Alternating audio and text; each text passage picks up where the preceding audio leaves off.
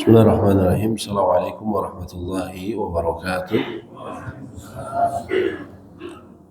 Innal hamdalillah nahmaduhu wa nasta'inuhu wa nastaghfiruh wa na'udzu billahi min shururi anfusina wa min sayyiati a'malina.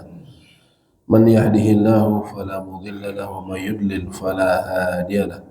Asyhadu an la ilaha illallah wahdahu la syarika lahu wa asyhadu anna Muhammadan abduhu wa rasuluh. Allahumma salli wa sallim ala nabiyyina Muhammadin wa ala alihi wa sahbihi wa sallam tasliman katsira. Amma ba'du, falhamdulillah alamin. Alhamdulillahilladzi bi ni'matihi tatimmu shalihat. Segala puji bagi Allah yang atas segala limpahan kenikmatannya sempurnalah kebaikan. Kita bersyukur kepada Allah karena nikmat kehidupan, nikmat hidayah yang kita peroleh di pagi ini, dan juga begitu banyak nikmat yang Allah limpahkan kepada kita. Maka sudah sepatutnya kita bersyukur dengan mengakui dan juga dengan beramal soleh sebagai bentuk dari bersyukur kepadanya, berterima kasih kepada Allah. Pagi ini insya Allah kita akan kembali membahas pembahasan dari kitab fikih Muyassar, kitab fikih yang praktis. Kita masih masuk di pembahasan mengenai penyusuan, di bab penyusuan, di bab hadhanah, mengasuh anak, pengasuhan anak.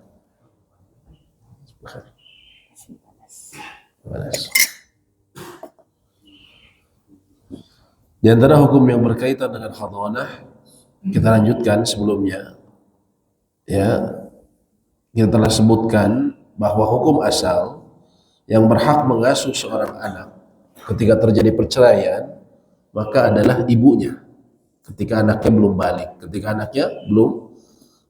dan belum tamyiz, belum bisa membedakan. Namun selama ini haknya ini hukum asalnya pada ibunya selama ibunya belum menikah lagi, terutama menikah dengan seseorang yang tidak dikenal sebelumnya oleh sang anak, ya. Dan telah kita sebutkan syarat-syarat menjadi pengasuh, ya, adalah dia muslim, sehingga kalau ibunya kafir atau murtad maka ayah lebih berhak. Kemudian dia balik dan berakal, amanah dalam agama dan menjaga diri, ya. Kalau ibunya orang yang fasik, wanita fasik, maka kerabat yang lain atau khususnya orang ayahnya bisa mengambil anaknya, ya. Kemudian mampu mengurusi kebutuhan anak baik jasmani dan materi, dan juga pengasuh bebas dari penyakit menular seperti kusta dan lainnya, ataupun penyakit mental seperti LGBT, na'udzubillah. Dan pengasuh adalah orang yang bertindak benar, ya, bukan orang yang menghamburkan harta, terutama harta si anak, ya. Dan juga orang yang merdeka. Sejumlah ada hukum-hukum tambahan terkait dengan hadhanah. Bila salah satu dari kedua orang tua anak yang diasuh melakukan safar panjang dan tujuannya bukan menyakiti pihak lain dan dalam keadaan jalan aman, maka bapak lebih berhak atas hadhanah. Sama saja apakah dia musafir atau mukim, karena dialah yang bertugas mendidik anak dan menjaganya. Bila dia jauh maka anak akan terlantar. Jadi kalau salah satu atau ibunya ini, salah satu dari kedua orang tua anak ini safarnya panjang, ya, misalnya dia melakukan safar berbulan-bulan, ya, maka ayah lebih berhak, ya, karena nanti yang terutama menafkahi sang anak. Kemudian bila safar hanya ke kota yang dekat, tidak mencapai jarak qasar, maka hadhanah untuk ibu, baik dia musafir ataupun mukim, karena ibu lebih sayang. Kembali ke hukum asal, kalau jaraknya dekat safarnya, maka ibu lebih berhak, ya, bila jaraknya dekat, ya. Jadi kalau sang ibunya jaraknya jauh, maka diberikan ke sang bapak. Hadhanah selesai setelah umur 7 tahun, usia tamyiz. Setelah itu anak laki-laki diminta memilih di antara bapak ibunya. Lalu dia diasuh oleh pihak yang dia pilih. Nanti yang tadi kita sebutkan. Ketika usia sebelum tamyiz. Adapun usia tamyiz, usia ketika anak diperintah untuk sholat, maka khususnya anak laki-laki, dia diminta memilih di antara bapak ibunya. Sebagaimana Nabi SAW mengatakan, ada salah seorang anak yang orang tuanya bercerai, usianya sudah tamyiz. Maka Nabi SAW mengatakan, ya gulam, wahai anak kecil, hada abuka wa hadi ummuk. Ini ayah dan ini ibumu. Fakhudh biyadi ayyihi masyi'. Maka peganglah tangan siapa yang kau inginkan. Fa akhadha biyadihi ummihi fantalaqat bihi. Lalu dia memegang tangan ibunya, maka sang ibu membawanya pergi. Jadi usia 7 tahun itu diberikan pilihan kepada sang anak. Ya. Dan ini juga pernah ditetapkan oleh Umar bin Khattab dan Ali bin Abi Thalib bahwa usia 7 tahun diberikan pilihan. Namun yang diberi pilihan ini adalah anak yang berakal dan ibu-ibunya, bapak ibunya sama-sama memiliki kapabilitas untuk mengasuh. Jadi si anaknya ini bukan, mohon maaf, mungkin anaknya dia lemah akal, usia 7 tahun tapi dia masih lemah akal, atau mungkin agak terlambat, maka ditunggu sampai dia kemudian akalnya bisa cukup, ya. Kemudian bapak ibunya sama-sama kapabel. Tadi yang kita bilang, kalau tidak memenuhi syarat, ibunya misalnya ya fasik, ya murtad misalnya, maka nggak usah dikasih pilihan, langsung aja bawa sama bapaknya, nggak usah dikasih pilihan, gitu kan? Ataupun kebalikannya, si bapaknya justru yang naudzubillah dia peminum apa gitu kan, kacau bapaknya, maka sang ibunya nggak usah ngasih pilihan, ambil sama dia langsung. Disebut usia 7 tahun karena itu usia ya diperintahkannya untuk sholat bagi anak-anak. Dan disebutkan bila anak tersebut memilih bapaknya, maka dia bersamanya siang dan malam agar bapak bisa mendidik dan mengajarinya. Dan namun bapak tidak boleh melarangnya untuk mengunjungi ibunya. Nah, ini yang penting juga. Seringkali bila terjadi perceraian, sang bapak membawa anaknya lalu melarang mengunjungi ibunya. Nah, ini kan memutus silaturahmi, silaturahmi. Ya. Kalau anak tersebut memilih ibunya, maka dia bersamanya di malam hari, sedangkan di siang dia boleh sama ayahnya agar sang ayah bisa mendidik dan mengajarinya. Karena siang waktu bekerja dan berkarya. Nah, jadi artinya pengasuhan ini tidak kaku, artinya kalau dibawa oleh ibu harus sama ibu terus, oleh ayah sama ayah terus, tidak. Ya. Tapi kalau tadi disebutkan kalau sama ibunya siangnya boleh sama ayahnya. Kalau sama ayahnya juga diperkenankan untuk mengunjungi ibunya. Ya. Adapun para ulama mengatakan, adapun anak perempuan bila sudah mencapai usia 7 tahun maka dia bersama bapaknya karena bapak lebih bisa menjaganya. Dan dia adalah wali yang berhak daripada selainnya. Dan saat itu sang anak sudah mendekati usia ya nanti mempersiapkan untuk usia balik, ya. Maka ini bersama bapaknya, ya, yang dianggap lebih bisa menjaganya. Namun ini semua kembali kepada keadaannya, kepada syarat-syarat yang kita sebutkan. Kalau memang bapaknya capable dan bapaknya memenuhi syarat, ya. Tapi kalau bapaknya tidak, maka kembali ke ibunya. Tadi pemilihan bapak buat anak perempuan karena bapak adalah wali dan kelak anak dilamar kepada bapaknya. Dan bapak paling mengetahui siapa yang setara dengan anaknya dari orang-orang yang hendak menikahinya. Ya. Nah, ini sebenarnya kan dalam Islam seperti itu. Dalam Islam itu ya antara lain yang mencarikan jodoh, antara lain dari keluarga, contohnya ayahnya, dia cari siapa yang kira-kira sekufu, setara dengan anaknya, yang cocok. Ya, itu bisa dilakukan yang lebih mengetahui keadaan laki-laki, kira-kira cocok dengan anaknya, pandangan ayah itu lebih kuat dianggap. Ya. Dan ibunya tidak boleh dilarang untuk mengunjunginya ketika tidak ada yang mengkhawatirkan dirinya seperti menularkan kerusakan. Ya. Ini yang tadi kita sebutkan, nggak boleh dilarang ibunya berkunjung atau si anak mengunjunginya, kecuali menularkan kerusakan. Ya.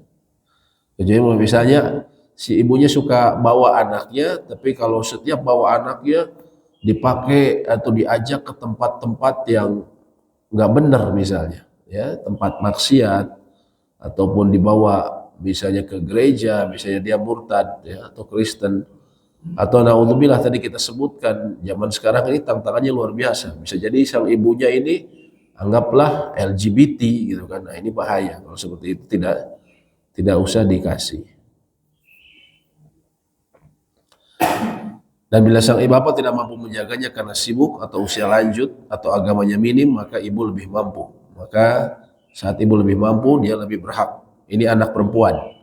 Anak perempuan kalau bapaknya terdapat halangan, maka ibunya lebih berhak. Demikian juga bila bapak menikah lagi lalu dia menyerahkannya pada istri barunya, ibu tiri, namun istrinya ini menyakiti anaknya dan tidak memperhatikan anak-anaknya, maka sang ibu lebih berhak.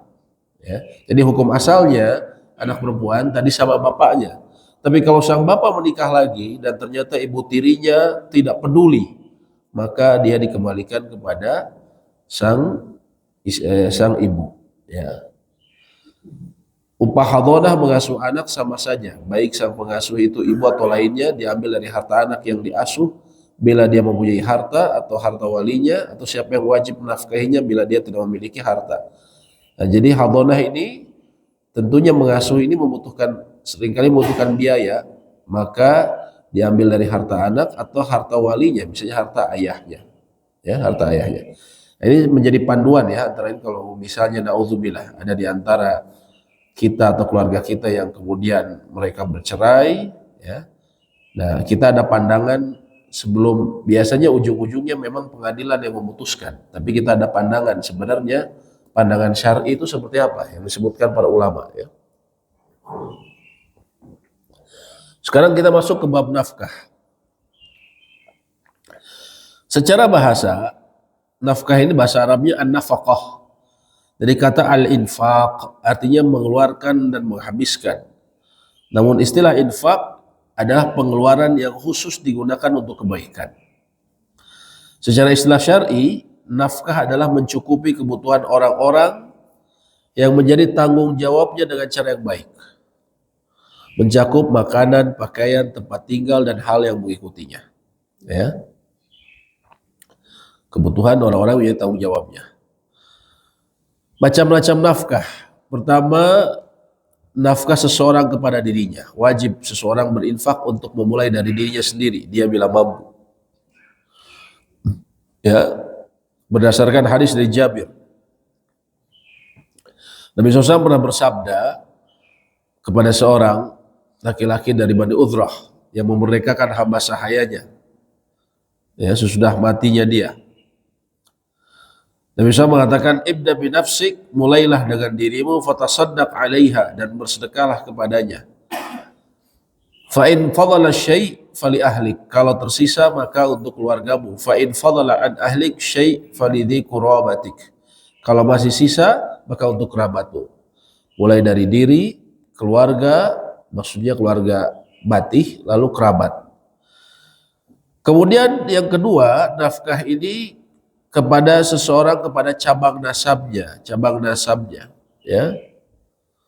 Wajib atas bapak, ya, dan jalur ke atas, maksudnya atas kakek dan seterusnya, menafkahi anaknya, dan jalur ke bawah itu cucu dan seterusnya. Ya. Allah berfirman, wa 'alal mauludi lahu rizquhunna wa kiswatuhunna bil ma'ruf, dan kewajiban ayah memberi makan dan pakaian kepada para ibu dengan cara yang ma'ruf. Ya. Ayah memberi makan kepada pakaian kepada para ibu, kepada istrinya dengan cara yang ma'ruf. Ayat ini mewajibkan kepada bapak untuk memberi nafkah penyusuan anaknya. Ya, penyusuan anaknya. Juga pernah satu saat Hindun ini istrinya Abu Sufyan. Abu Sufyan ini pengusaha kaya Mekah, ya. Bisa dibilang kalau istilah sekarang crazy rich-nya Mekah.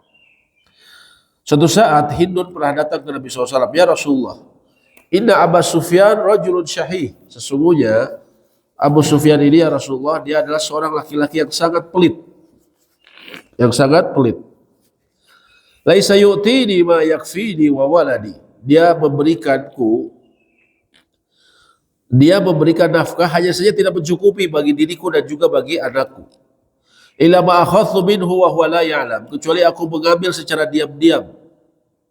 Maka Nabi SAW mengatakan, jadi Hindu ini meminta fatwa, boleh nggak saya mengambil harta suami saya diam-diam? Karena suami saya ini sangat pelit, ya, bakhil, sehingga dia tidak memberikan, memberi, cuma dia cukup. Maka kata Nabi SAW, khudhi ma yakfiki wa waladiki bil ma'ruf.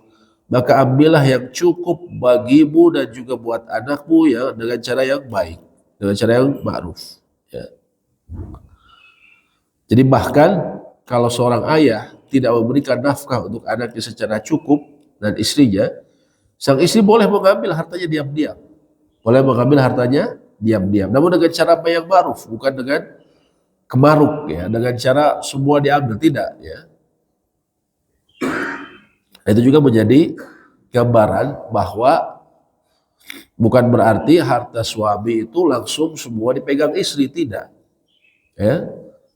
Kalau istilah mungkin manajemennya, saya susah pegangnya, udah saya simpen di istri. Nah kalau dari sisi itu cuman untuk teknis saja tidak mengapa, tapi istri harus paham, bukan berarti istri yang berhak mengelola semuanya.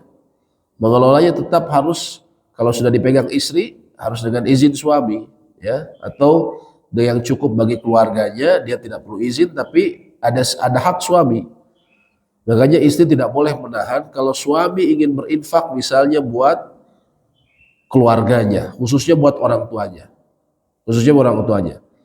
Karena nanti kalau orang tua, ini yang cabang ketiga, nafkah seseorang kepada pokok nasabnya. Nafkah seseorang kepada pokok nasabnya ini kepada ayah ibu, ya, ataupun masih ada kakek nenek, ya, bisa ayah ibunya nggak ada kakek nenek. Maka wajib atas mereka, wasahibuhu wa fid dunya ma'rufa, dan bergaulah keduanya di dunia dengan baik. Dan di antara perbuatan baik adalah menafkahi mereka, ya, menafkahi mereka. Dan nafkah kepada orang tua itu, kalau orang tua kaya, maka dia dianjurkan sunnah untuk memberinya harta. Kalau orang tuanya orang tua kaya, masih tetap diberi, ya, sunnah. Tapi kalau orang tuanya kekurangan, maka hukumnya wajib memberi.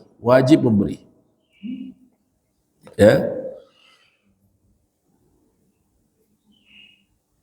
Dan di antara kewajiban anak itu hasil orang tua. Nabi SAW mengatakan, inna atyaba ma'akala rajulu min kasbihi wa waladu min kasbihi. Ya. Sesungguhnya nafkah terbaik yang dimakan seseorang adalah hasil dari usahanya, dan anaknya termasuk hasil dari usahanya. Sehingga anaknya ya berhak untuk memberikan, kewajiban memberikan kepada orang tuanya, terutama tadi ketika membutuhkan. Ada salah seorang yang juga pernah mengeluhkan ke Nabi SAW bahwa ayahnya kerap mengambil harta dari dia. Maka Nabi SAW mengatakan, anta wa maluk liwanadik, engkau dan hartamu itu adalah milik ayahmu. Ya. Dan sesungguhnya anak kalian termasuk usaha kalian yang paling baik, maka makanlah dari usaha anak-anakmu. Fakulu min kasbi auladikum. Ya. Maka seorang orang tua boleh mengambil dari anaknya. Namun kembali lagi para ulama katakan dengan cara yang ma'ruf, dengan cara yang baik. Dengan cara ma'ruf ini artinya yang umumnya difahami masyarakat bahwa mengambilnya itu berkecukupan. Bukan berarti mengambil seluruhnya, ya. Karena saya pernah baca ada salah satu kasus, ya, walaupun di negara Arab, mungkin di sini juga tapi ada. Jadi si anak bekerja, sudah punya istri, jadi dia tinggal bersama ayahnya. Ibunya sudah bercerai dengan ayahnya di rumah yang lain. Anak dan istri dia di rumah yang sama dengan ayahnya. Dia bekerja. Lalu kemudian ayahnya ini minta setiap gajian, semua gajimu berikan ke saya, nanti saya yang akan mengatur.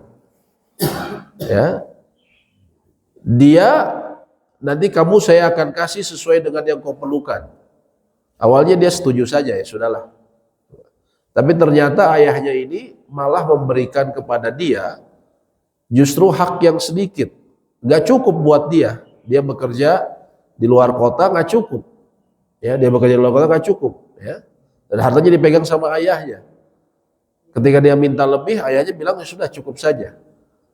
Akhirnya dia minta, ya sudahlah sama saya saja yang ngatur. Nggak bisa katanya, saya yang ngatur. Kenapa? Dia pakai hadis ini, engkau dan hartamu milik ayahmu. Nah, ini ditanyakan kepada salah seorang ulama, ya. Nah, itu tidak tepat kata dia. Yang engkau disebutkan engkau dan hartamu milik ayahmu itu dengan cara yang ma'ruf, dengan cara yang memang benar, baik. Si ayah mengambil seperlunya, bukan menguasai seluruhnya, bukan menguasai seluruhnya. Jadi lucu, jadi si anak yang diatur, ya. Tapi dengan cara yang baik. Ya. Jadi ayah boleh mengambil, namun dengan cara yang benar dan baik.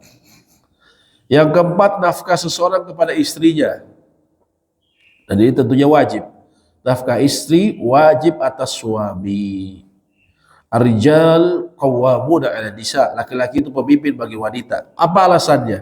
Antara lain, bima faddalallahu ba'dahum 'ala ba'd. Karena Allah melebihkan umumnya laki-laki atas umumnya wanita. Ya, atas sebagian dari laki-laki atas sebagian wanita. Allah lebihkan umumnya, ya, sebagian. Karena pada sebagian yang lain terkadang wanita lebih unggul.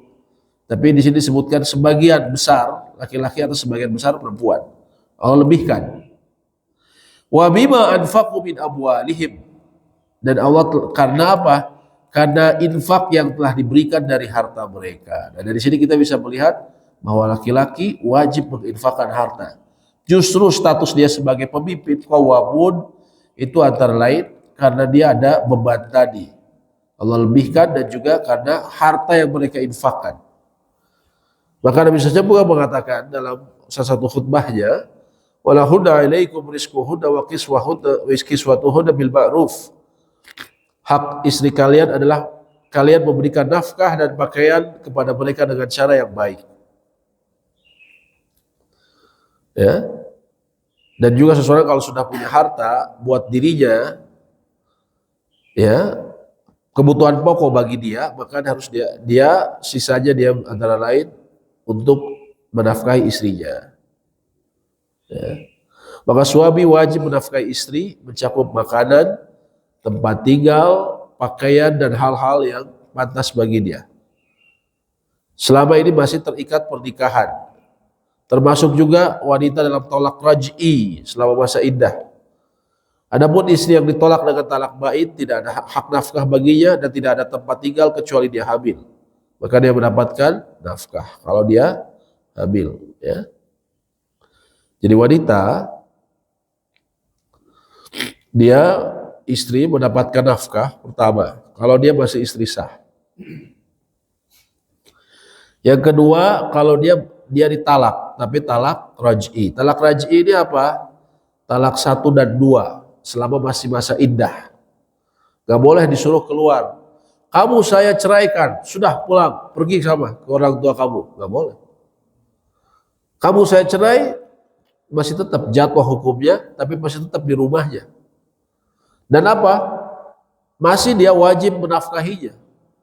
Gak bisa, tadi kamu saya cerai, cari makan sendiri. Gak ada. Dalam Islam, Anda masih kewajiban. Sampai kapan? Sampai masa iddahnya selesai. Sampai masa iddahnya selesai. Kecuali talak ba'in, sudah talak 3. Kamu saya talak, sebelumnya udah 2 kali ditalak. Ya, kalau sudah talak 3, saat itu tidak ada kewajiban nafkah bagi sang suami dan tidak ada tempat tinggal kecuali dia hamil. Kalau hamil talak 3, tetap dia memberikan nafkah dan tempat tinggal karena ada anaknya tadi, ya. Ini talak ba'in disebutnya. Allah berfirman, wa in kunna ulati hamlin fa'anfiqu alaihinna hatta yada'na hamlahun. Jika istri yang ditalak itu hamil, maka berikanlah kepada mereka nafkahnya sampai mereka melahirkan. Ya. Nah, kita lihat di sini tidak ada ketentuan nafkah istri kepada suami atau keluarganya. Tidak ada ketentuan nafkah istri kepada suami ataupun keluarganya. Ya. Artinya apa? Tidak ada sama sekali kewajiban sang istri mencari nafkah. Maka ketika misalnya biaya tinggi untuk hidup ya, buat anak, buat pendidikan ya, sang suami dengan bekerjanya ternyata dia masih kurang, dia tidak bisa bilang ya, wayah nawe neng milarian double ya, wahai istriku, kau mencari pekerjaan lain ya, engkau mencari pekerjaan supaya kebantu saya, nggak bisa. Istrinya bilang nggak mau, udah nggak bisa ngapa-ngapain ya. Artinya apa? Ya suaminya yang wajib. Kalau misalnya kurang, ya dia berikhtiar mencari pendapatan yang lain atau dia kurangi pengeluarannya. Jangan membebani kepada istri. Ya, dalam Islam sama sekali istri nggak ada kewajiban. Ya, bahkan harta istri adalah harta istri. Harta suami ada bagian dari harta istri dan anak-anaknya. Ya. Kita lihat yang kedua, bagian kedua nafkah hamba sahaya dan hewan. Hamba saya ini budak ya, kita lewati saja. Dan budak ini bukan pembantu. Pembantu beda sama sekali dengan budak ya.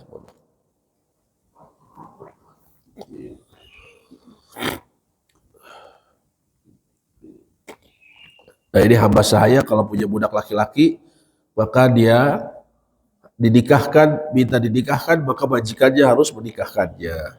Jadi kalau budak, ya khawatir dia jatuh ke dalam perbuatan dosa. Ya. Nafkah hewan, wajib menafkahi peliharaannya, makan dan minum dan mengurusi keperluannya dan memeliharanya. Ya. Pernah suatu saat Nabi SAW mengatakan, dakhalat imra'atun nar, seorang wanita masuk neraka, fi hirratin rabatha falahiya at'ambatha walahiya arsalatha. Seorang wanita masuk neraka karena kucing yang diikatnya, dia tidak memberinya makan dan tidak pula melepaskannya.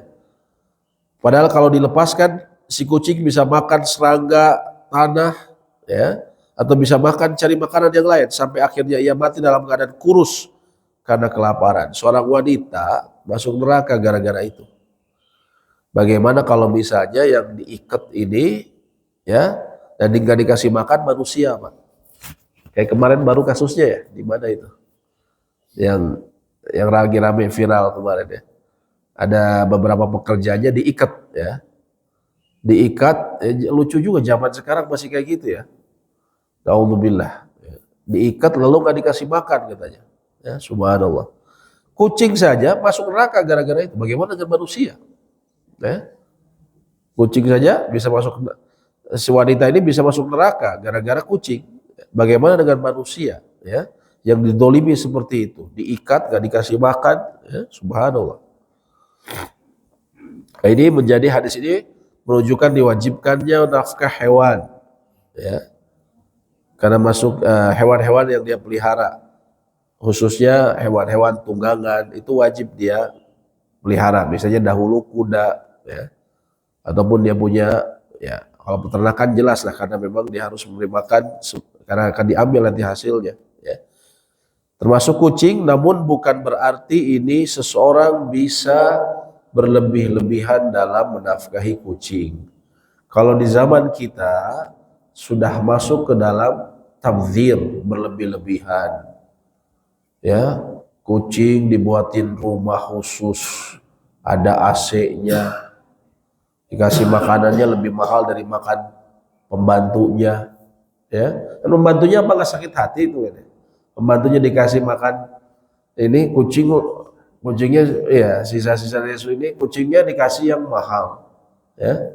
Sampai saya ingat ya, ada temannya saudara saya saking cintanya sama kucing, dia punya parfum kalau kucing habis buang BAB supaya mohon maaf belakangnya nggak bau. Jadi setiap dia BAB disemprot, ada parfum khusus. Niat banget sampai seperti itu, Pak ya. Nah ini sudah berlebihan, belum lagi perawatannya ya, ke salon, bulunya kan ini supaya bagus. Nah, ini tidak sesuatu yang jatuh kepada kemubadiran. Wala tubadzir tabdzira. Janganlah engkau melakukan mubadziran. Innal mubadzirina kanu ikhwana syayatin. Sesungguhnya orang-orang yang mubadzir itu adalah rekan-rekan dari syaitan, saudara-saudara dari syaitan. Ya. Menjanjikan harta secara berlebihan itu bagian dari perbuatan syaitan. Ya. Jadi artinya apa? Boleh saja pelihara, tapi juga jangan berlebihan. Ya. Sampai selalu alasannya itu kan Nabi hewan kesukaan kucing, kucing hewan kesukaan Nabi. Ya. Balik, astagfirullah. Kucing kesukaan Nabi. Pertama, tidak ada hadis yang menunjukkan perkataan seperti itu. Tapi Nabi penyayang, ya. Tapi pernyataan seperti itu tidak ada hadis yang menyebutkan seperti itu. Walau Nabi secara umum penyayang, namun bukan berarti tadi kita sengaja memberikan fasilitas berlebihan pada kucing. Itu bukan menjadi pembenaran, ya, seperti itu. Itu antara lain yang harus kita fahami. Baik, demikian mungkin yang bisa kami sampaikan. Apabila ada diskusi atau pertanyaan, kami persilahkan. Iya, Pak.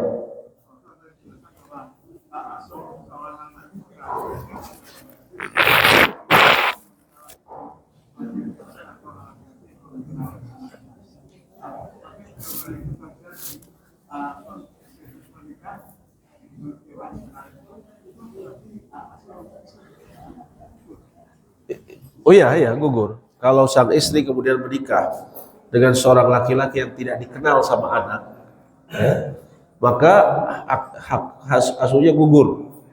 Hanya saja memang ulama berbeda pendapat setelah gugur buat suami atau buat neneknya.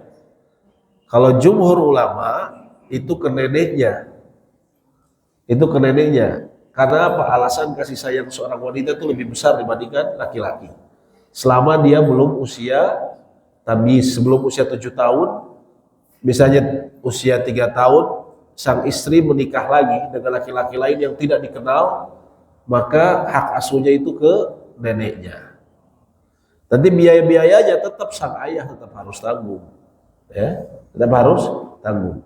Tapi yang ngasuhnya itu adalah neneknya, tanpa dihalangi untuk ke ayahnya ataupun untuk ke ibunya, seperti itu.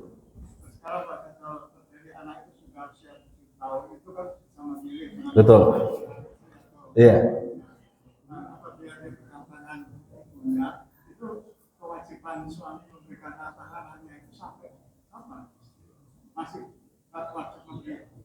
Iya. Masih wajib memberi nafkah. Ya. Kalau anak perempuan sampai dia menikah, dia wajib masih memberikan nafkah. Ya. Seperti itu. Kalau anak perempuan sampai dia sampai dia menikah. Kalau laki-laki itu Allahu a'lam, setahu saya sampai ketika dia balik dan dia bisa mencari nafkah. Seperti nafkah, ya. Sama seperti kayak zakat. Zakat kalau anak sudah balik dan dia bisa mencari nafkah, maka kewajiban itu pada si anaknya, bukan pada orang tuanya. Kalau dia sudah balik dan bisa mencari nafkah.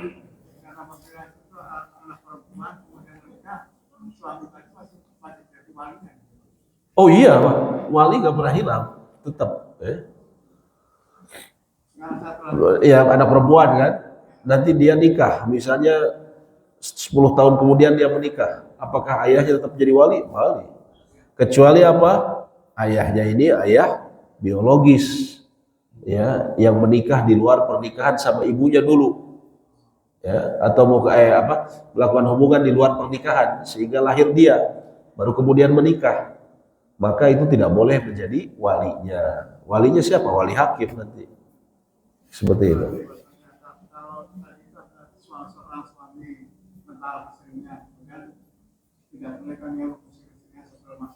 Iya.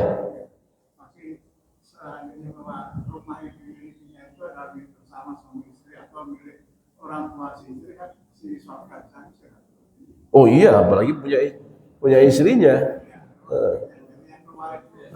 Suaminya, iya.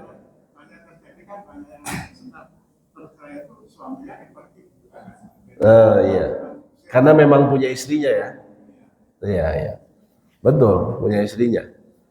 Itu yang saya bilang, saya mungkin pernah cerita di sini, yang ada seorang kakek-kakek yang dia konflik sama istrinya. Sebenarnya bukan konflik katanya sih. Jadi sang istri dia melihat suaminya melakukan perbuatan yang tidak diridhoi lah istrinya. Langsung sang istri bilang, udah saya minta cerai aja.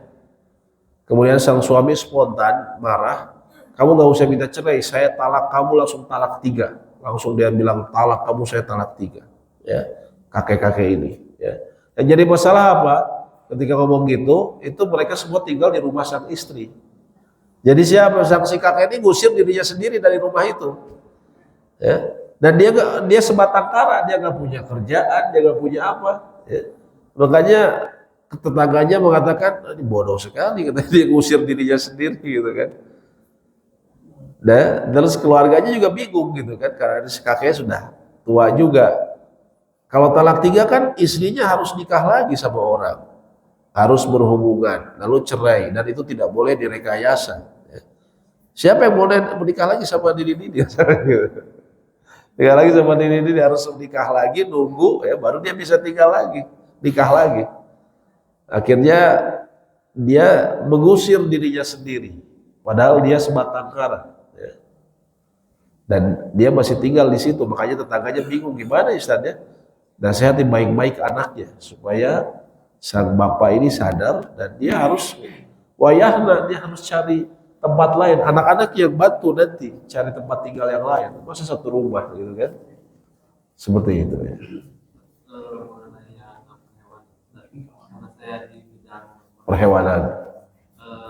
jadi untuk menggunakan satu hewan itu dua cara.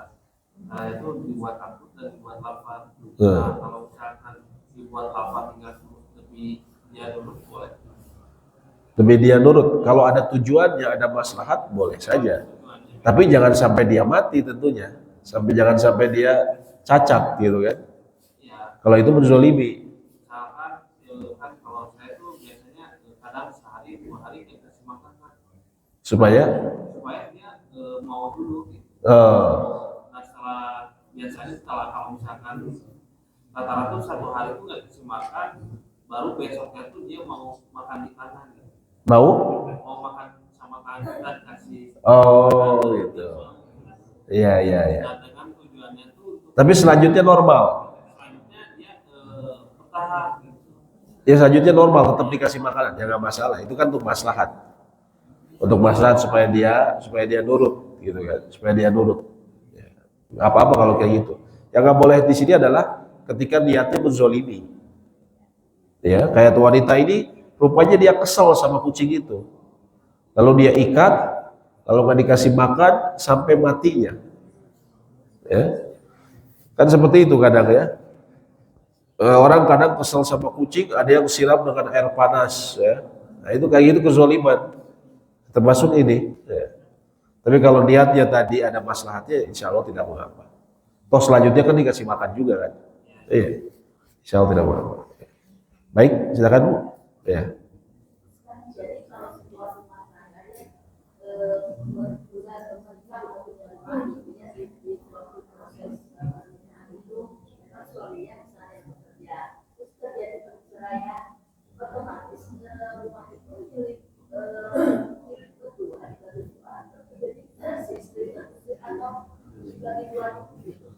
Tidak Bu, kan kita pernah bahas panjang tuh. Itu mah fahamnya gonogini.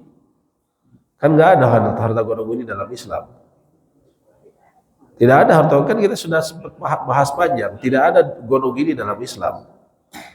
Harta suami, kecuali istri memang punya saham dalam rumah itu.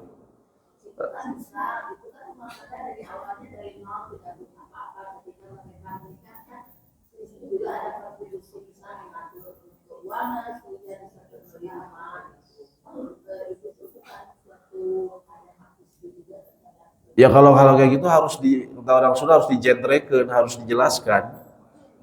Sang istri menuntut saja, Pak, ya teh kan Mbak saya ngebantu begini-begini. Saya minta hak dari rumah ini anggaplah 30%. Nah, kalau seperti itu suaminya setuju, ya bisa saja. Ya, saya dari awal terutama saat pernikahan kalau ada apa-apa ya ini mah hak saya kan ada, saya ngebantu. Kalau suaminya sepakat ya Tapi kalau misalnya sama kan suami juga begini Bu. Kalau misalnya hitung-hitungan kan saya punya hak manajemen uang keuangan. Suami juga bisa ngebalik. Loh, saya juga kan menghidupi kamu. Makan minum kamu, anak istri sekolah kan saya itu kalau saya minta balik gimana? Kan sama kayak gitu Bu. Jadi memang itu masing-masing ada tugasnya. Artinya adapun harta harta saja. Harta kepemilikan ya. Seperti itu. Selama ini juga kan istilahnya istrinya juga bisa tinggal di sana tanpa dia perlu berusaha ya dengan gratis lah ceritanya. Jadi nggak bisa bilang karena saya sudah manajemen ini keuangannya ya, kecuali memang suami mau ngasih bagiannya itu ya beda cerita.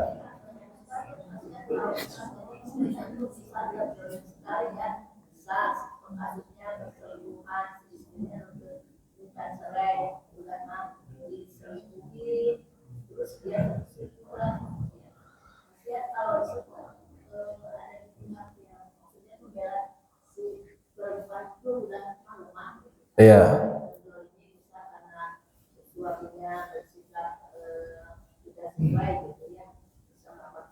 Nah, iya.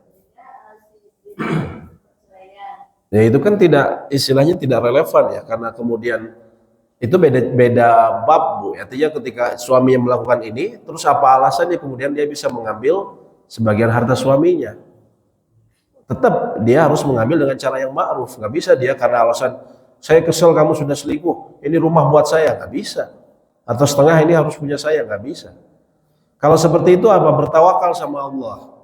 Artinya ma asaba min musibah fa biiznillah. Tidaklah ada musibah yang menimpa kalian kecuali dengan izin Allah.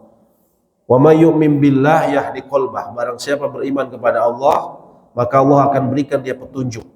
Kata Ibnu Katsir, barang siapa beriman kepada takdir, walaupun itu terasa sesuatu yang dirasakan pedih bagi dia, dia beriman bahwa ini semua ketentuan Allah, ya, dan dia tetap bertakwa kepada Allah, dia tetap melakukan sesuai apa yang diperintahkan, maka Allah akan berikan petunjuk kepada hatinya dan Allah akan gantikan sesuatu yang hilang dari urusan dunia bagi dia. Ya. Kalau kita yakin bahwa Allah yang memberi nafkah kita, ya, dari lahir sampai mati, memberi rizki kita, maka hendaklah jangan dia takut. Jangan kemudian satu kezoliman melahirkan kezoliman lain. Karena si wanita dizolimi, dia berselingkuh, lalu dia kemudian boleh dianggap, oh boleh saja ngambil rumahnya. Itu kezoliman dibalas dengan kezoliman. Tidak seperti itu. Itu beda cerita. Yang ini urusannya akhlak suami, dosanya dosa dia. Bukan berarti kemudian istri boleh kemudian mengambil harta suami dengan seenaknya. Nggak bisa. Dengan alasan pembalasan, nggak bisa. Ya. Tetap dia bertakwa kepada Allah. Allah akan berikan jalan keluar. Ya. Nah, makanya di sini bagi orang beriman segala sesuatu itu harus kita kembalikan kepada Allah. Jangan kemudian kita dengan perasaan kita, ya, dengan perasaan kita. Lalu kita, ya ini kadang ada contoh yang buruk ya. Saya naudzubillah. Kadang kezoliman dibalas dengan kezoliman itu sering terjadi pada pasangan suami istri. Ada salah seorang anak dulu ya saya kasihan ketemu di dekat mesin saya. Terus dia bilang bapaknya sekarang rumahnya di sini, ibunya di sini. Loh berpisah? Oh ya udah cerai. Kenapa? Dulu bapak saya selingkuh. Karena bapak saya selingkuh, jadi ibu saya juga jadi selingkuh. Sebagai pembalasan. Itu banyak kan terjadi seperti itu, Bu. Seolah-olah dengan satu kezoliman, kita boleh juga melakukan kezoliman yang lain. Sebagai balasan. Ini kan itu dosanya dosa dia. Nggak usah kemudian kita juga melakukan kezoliman. Itu kan. Nah, artinya ya seperti itu, Bu ya. Artinya bukan berarti ada satu kezoliman ya menjadi pembenaran bagi kita untuk melakukan kezaliman yang lain. Kalau itu kan kalau keluarga itu kan punya anak misalnya tuh jadi kan kalau istri yang bekerja jadi makanya disebut dari masalah nafkah. Kalau istrinya pergi, anaknya masih kecil, yang berhak ngasih tetap siapa? Ayahnya kan tetap tadi kita bahas. Kalau tadi diperhatikan barusan kita sudah bahas bahwa ketika misalnya nanti ibunya yang pegang, tetap sang ayah itu harus ngasih. Kewajiban sang ayah buat anaknya. Karena yang wajib memberikan nafkah siapa? Ayahnya bukan ibunya. yang kalau terjadi si ayah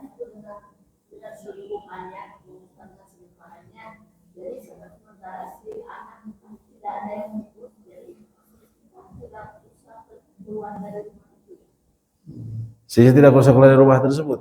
Ya, karena kan kalau istrinya dua pergi, si anak ada yang urus ayam dengan semuanya. Jadi istri pergi misalnya istri. Artinya ini sudah ada syariatnya. Ya. Kita nggak bisa ngatur ini karena begini-begini, enaknya begini-begini. Enggak. Tetap saja ikuti aturannya dari syariat. Si anak, kalau suaminya melakukan kefasikan, boleh diambil hadonah hak asuhnya sama ibunya. Tapi tetap yang ngasih kewajiban sekarang ngontrak. Ya, si anak ngontrak harus makan biaya sekolah. Siapa yang wajib? Ayahnya tetap. Tapi ayahnya malah jalan-jalan terus sama selingkuhannya. Dosanya dia. Enggak kemudian jadi kita ngerubah-rubah aturan. Enggak, itu dosanya dia. Kan di kita juga masalah pelanggaran ya itu kembali ke orang, semua banyak orang itu balik lagi ke suaminya. Kalau dia tidak mau menafkahi, dosanya dia. Ya. Tapi kalau rumah itu milik suami, ya dia tetap harus cari yang lain. Seperti itu. Itu ya. Alhamdulillah. Umumnya di kita ya wajar kalau mungkin ibu lihat mungkin banyak potret di masyarakat, banyak terjadi kekacauan. Kenapa? Karena kan di agama di kita cuma dipakai untuk lebaran aja, untuk pernikahan. Buktinya apa? Masyarakat kita yang sholat 5 waktu berapa? Pernah ada survei kan di Indonesia katanya. Allahu alam apakah tentunya akurat atau tidak, tapi dikatakan orang yang menjaga sholat 5 waktu itu hanya hampir 30%-an kan? Padahal ini katanya Islam terbesar. Dan selama dia dewasa dan berakal kan nggak boleh satupun sholat ditinggalkan. Sholat saja sudah berani dia tinggalkan, ya maka kewajiban yang lain akan lebih mudah dia tinggalkan. Termasuk tadi sang suami zalim seperti itu, ya sudah ini seperti itu ya Allah wa'ala.